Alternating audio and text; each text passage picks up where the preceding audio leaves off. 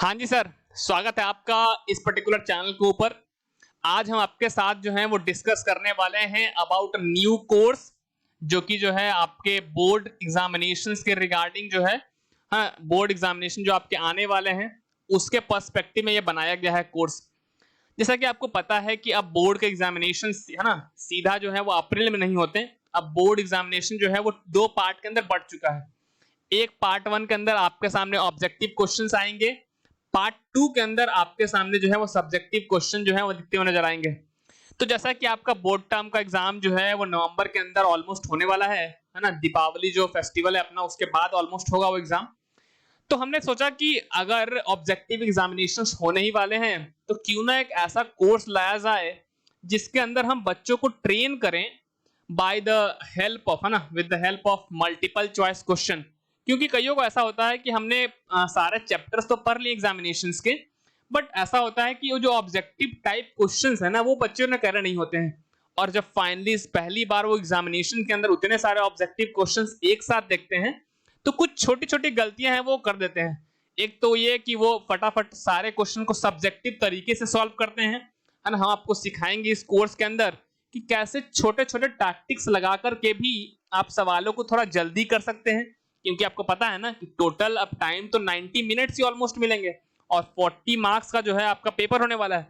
तो time might भी कभी कभी कम पड़ जाए अगर आप सब्जेक्टिव तरीका अपनाएंगे तो हम आपको सिखाएंगे कैसे ऑब्जेक्टिव पेपर को अटेम्प्ट करना है, कौन सा वो शॉर्टेस्ट तरीका है जिससे आप सवालों को जो है वो कर सकते हैं। तो जैसा कि आपको ये टाइटल दिख रहा है कोर्स का, हमने ऑलरेडी लिख रखा है यहाँ पर टाइटल ये है कोर्स का कि 500 multiple choice question for term one board examination, है ना, कि क्लास 10th के जो एग्जामिनेशन होने वाले हैं टर्म वन के, उसके पर्सपेक्टिव में हम 500 क्वेश्चन डिस्कस करने वाले हैं। अब कई बच्चे तो डर गए होंगे, 500 सवाल, इतने तो हमने अभी तक 5-6 महीने में नहीं किए, आप एक महीने में कैसे करा लोगे? अरे भैया करा लेंगे, वीडियो की फ्रीक्वेंसी थोड़ी बढ़ जाएगी। अच्छा ये भी ध्यान रखिए कि 500 जो सवाल होंगे उसमें ऐसा कभी मत समझिएगा कि सारे के सारे क्वेश्चन बहुत अच्छे लेवल के होंगे। क्योंकि 500 क्वेश्चन के थीम जो है मेरा ये है कि हम आपको इजी से इजी क्वेश्चन जो कि आपको एग्जाम में दिखेंगे और टफ से टफ क्वेश्चन उन सारी चीजों के लिए ट्रेन करें।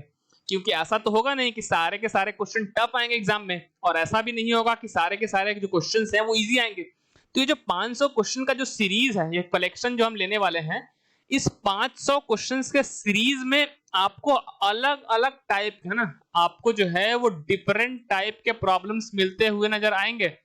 तो आप तैयार रहिएगा। कोई लेक्चर आपको ऐसा लगेगा कि ये तो बहुत ही वाहियात लेक्चर है, इसमें इतने आसान आसान सवाल उन्होंने कराए हैं। कोई लेक्चर आपको लगेगा कि अरे ये तो बहुत अच्छा लेक्चर है, ये शायद आएगा कि नहीं आएगा। तो आपका केवल काम इतना है कि आप लेक्चर में शुरुआत से आखिर तक, है ना, क्योंकि बहुत सारे ऑलमोस्ट ये 100 लेक्चर के आसपास हो जाएंगे। क्योंकि आपको पता ही है कि हम जो है वो मैक्सिमम 14 से 15 मिनट का ही वीडियो अपलोड करते हैं, और अगर हम सारे के सारे क्वेश्चन को ढंग से एक्सप्लेन करें तो ऑलमोस्ट उतने टाइम, है ना, उतने लेक्चर तो लगे जाएंगे। तो 50 से 60 लेक्चर ऑलमोस्ट कम से कम तो इतना तो लगेंगे ही लगेंगे। आप लेक्चर के नंबर्स देख के घबराइएगा नहीं, आप लेक्चर्स अटेंड करना शुरू कीजिएगा। जैसे आप अटेंड करना शुरू करेंगे आपको दिखेगा कि हाँ यार ये तो मजा आ रहा है, क्वेश्चन ही क्वेश्चन केवल डिस्कस हो रहे हैं। क्योंकि बच्चे बोर होते हैं थियोरेटिकल क्लास के अंदर कि केवल थ्योरी चलती चली जा रही है और हमारा कुछ हो ही नहीं रहा, हमें मन ही नहीं लग रहा है। तो जब क्वेश्चंस का सीरीज चलता है ना, तो एक तो आपको एग्जामिनेशन पॉइंट ऑफ व्यू से ही मदद करेगा, आपको पता चलेगा कि अच्छा ऑब्जेक्टिव जो पैटर्न है वो किस तरीके का है, आप उससे यूज टू हो जाएंगे। और नो डाउट अगर आपने ये कोर्स पूरा कंप्लीट किया तो आपके पूरे में पूरे नंबर आने श्योर हैं, आपके एक भी नंबर कहीं भी नहीं जाने वाले हैं। ऐसा क्यों बोल रहे हो? ऐसा इसलिए बोल रहा हूं क्योंकि इस कोर्स के अंदर हम जो चैप्टर्स कवर करने वाले हैं ना, वो फटाफट आप देख लें। जो हम चैप्टर्स कवर करने वाले हैं उसमें पहला नाम है पॉलिनोमियल का, है ना। ऐसा मत समझना कि केवल पहले पूरा पॉलिनोमियल करेंगे, फिर पहले पूरा कोऑर्डिनेट करेंगे, फिर ट्रायंगल पे आएंगे। नहीं, ऐसा नहीं होने वाला है। सारे जो क्वेश्चंस होंगे वो मिक्स्ड होंगे। पहले मैं 5 क्वेश्चन किसी और चैप्टर का लूंगा, फिर चैप्टर चेंज करूंगा, फिर 5 question.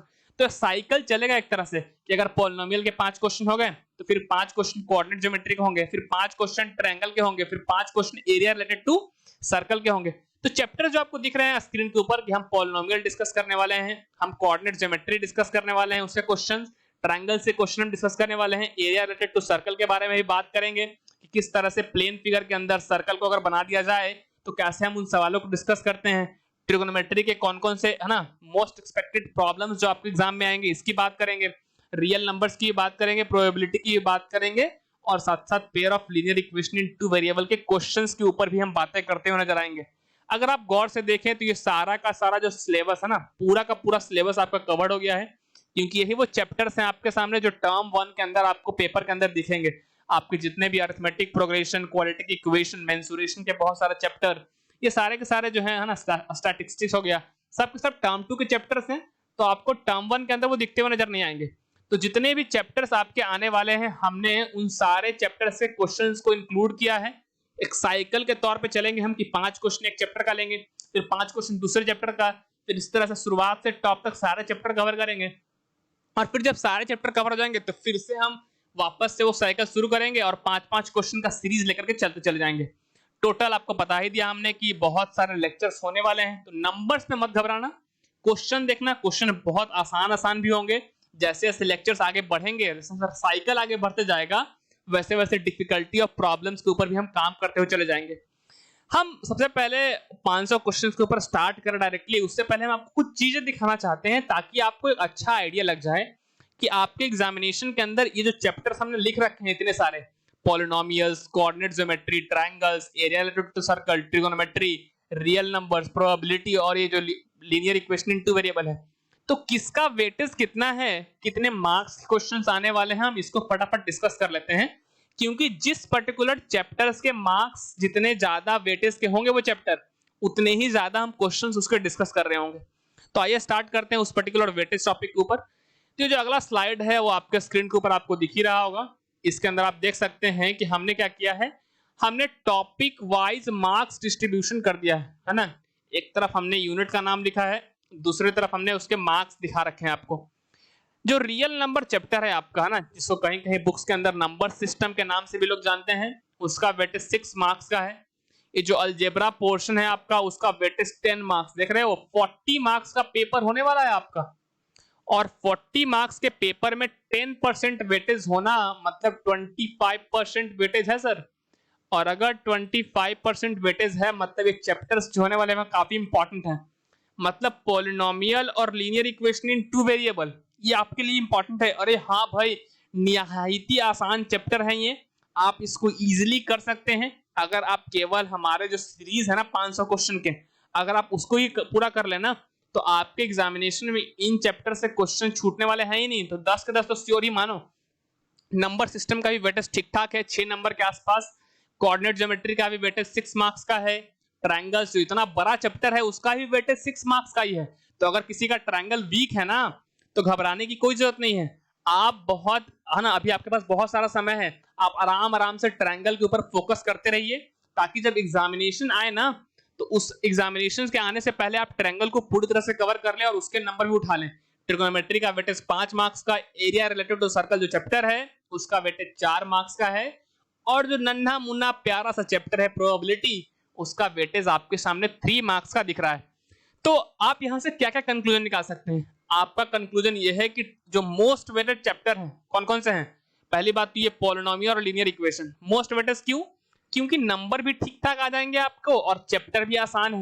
In fact linear equation in two variable का तो कोर्स हमने चला ही रखा है इस है ना चैनल के ऊपर, वो जो है वो कोर्स कंटिन्यूड रहेगा। हालांकि वीडियो की फ्रीक्वेंसीज की थोड़ी कम हो जाएगी, आपको 2 या 3 दिन पे एक वीडियो जो है वो लीनियर इक्वेशन के मिलते रहेंगे। कोऑर्डिनेट ज्योमेट्री का जो सीरीज है वो भी हम कंटिन्यू करते रहेंगे साथ साथ, और ये सीरीज जो है वो रेगुलर रहने वाला है, 500 क्वेश्चन का सीरीज। ये सीरीज काफी आपके लिए इंपॉर्टेंट होने वाला है, आपको बहुत हेल्प करेगा बिलीव मी आपके अपकमिंग एग्जामिनेशन के अंदर। और अगर आपने ये कोर्स पूरा ढंग से किया तो सारे के सारे कॉन्सेप्ट तो हम प्रॉब्लम्स के थ्रू डिस्कस करेंगे ही करेंगे। आपको डिफरेंट काइंड के प्रॉब्लम्स कौन कौन से बन सकते हैं एग्जामिनेशन के अंदर, उन सभी चीजों का डिस्कशन हम करने वाले हैं। तो है ना, आप जो है वो इंतजार कीजिए इस पर्टिकुलर कोर्स का शुरू होने का। काफी इंपॉर्टेंट और काफी इंटरेस्टिंग सा कोर्स है ये।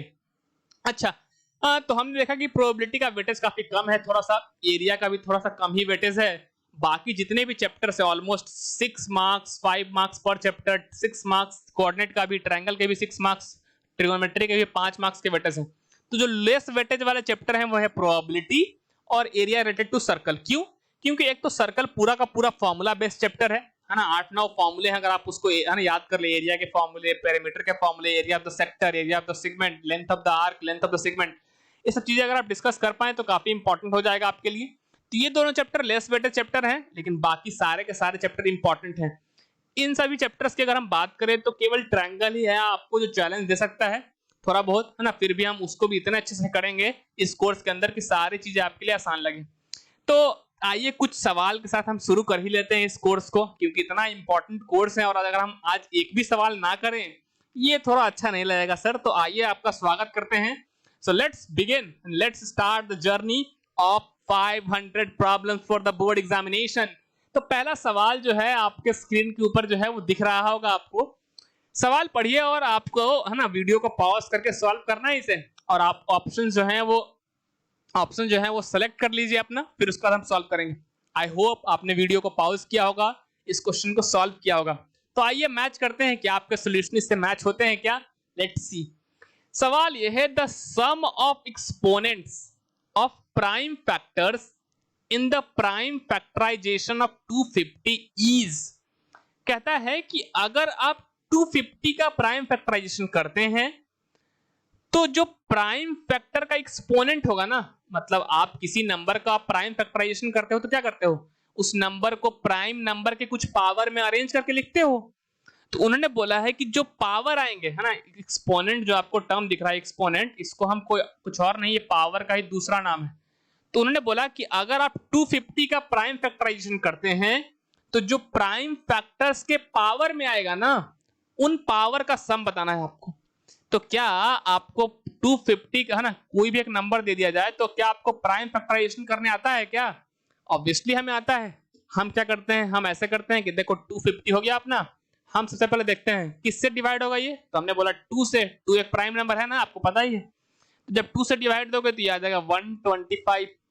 चूंकि इस नंबर के अंत में 5 है तो ये 5 से भी डिविजिबल हो जाएगा। चलो 5 से डिविजिबल होने पे कितना आ जाएगा, 5 into 25 आ जाता है 2, है ना, 125। फर्दर ये 5 से डिविजिबल होगा तो ये 5 into 5। तो अगर आप गौर से देखें तो जो 250 आएगा वो आएगा 2 into 5 into 5 into 5 के बराबर। हाँ, अगर आप इसको ढंग से लिखें तो ये 2 की एक पावर into 5 की कितनी पावर हो जाएगी, देखो 1 5 2 5 और 3 5। तो चूंकि 3 5 जो है वो, है ना, 5 के 3 फैक्टर आ रहे हैं तो 5 की पावर ही हो जाएगा कितना, 3। तो सवाल ये था ना, द सम ऑफ एक्सपोनेंट बताना है। मतलब जो प्राइम फैक्टर तो अपना कौन कौन है, 2 है प्राइम फैक्टर और दूसरा कौन सा है 5। तो जो इसका पावर आ रहा है ना, 2 की पावर में कितना आ रहा है 1, 5 की पावर में कितना आ रहा है 3। तो ये जो पावर आ रहा है ना उसी का सम बताना है। तो जो सम ऑफ एक्सपोनेंट होगा, सम ऑफ एक्सपोनेंट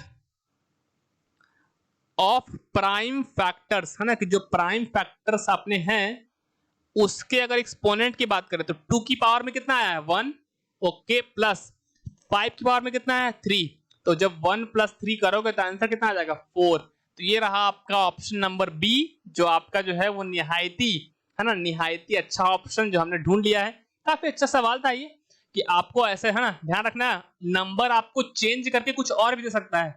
सवाल मान लो 125 पे दे देता, बोलता कि बताओ 125 जो है उस नंबर का अगर हम प्राइम फैक्टराइजेशन करेंगे तो एक्सपोनेंट का सम कितना आएगा।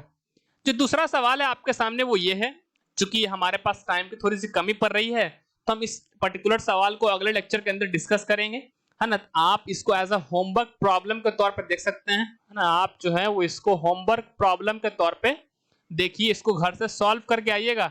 अगर आपको कॉन्सेप्ट पता है तो अच्छी बात है, हम अगले लेक्चर के अंदर डिस्कस करेंगे और सॉल्व करेंगे। अच्छा, ये तो ठीक है, अगले लेक्चर के अंदर इसको डिस्कस करेंगे। ये जो लास्ट सवाल हमने सॉल्व किया पहले, ये वाला, इसमें आपसे कुछ और सवाल ही पूछे जा सकते हैं। सवाल ये पूछा जा सकता था आपसे कि 250 के प्राइम फैक्टराइजेशन करेंगे अगर, तो 2 का एक्सपोनेंट कितना आएगा, तो इसका आंसर कितना आता 1। ये भी सवाल आपसे पूछा जा सकता है कि 5 का एक्चुअली में एक्सपोनेंट कितना आएगा, तो 5 के पावर में कितना आएगा 3। तो अलग अलग करके भी पूछा जा सकता है। यहाँ पे सम ऑफ एक्सपोनेंट पूछा है। क्वेश्चन ये भी हो सकता है कि प्रोडक्ट ऑफ एक्सपोनेंट बताओ, है ना, कि प्रोडक्ट ऑफ एक्सपोनेंट कितना आएगा। तो उस सिचुएशन में आप क्या बोलते हैं कि चूंकि एक नंबर एक पावर में 1 आ रहा है, एक में 3 आ रहा है, तो प्रोडक्ट करने पे कितना आ जाएगा 3। तो ऐसे क्वेश्चन बहुत सारे पूछे जा सकते हैं आपको, sum of exponent, product of exponent, 2 की पावर में कितना आ रहा है, 5 की पावर में कितना आ रहा है, ये सब सारी चीजें। तो बाकी सारे क्वेश्चंस को हम डिस्कस करेंगे अगले लेक्चर के अंदर। तब तक के लिए बाय।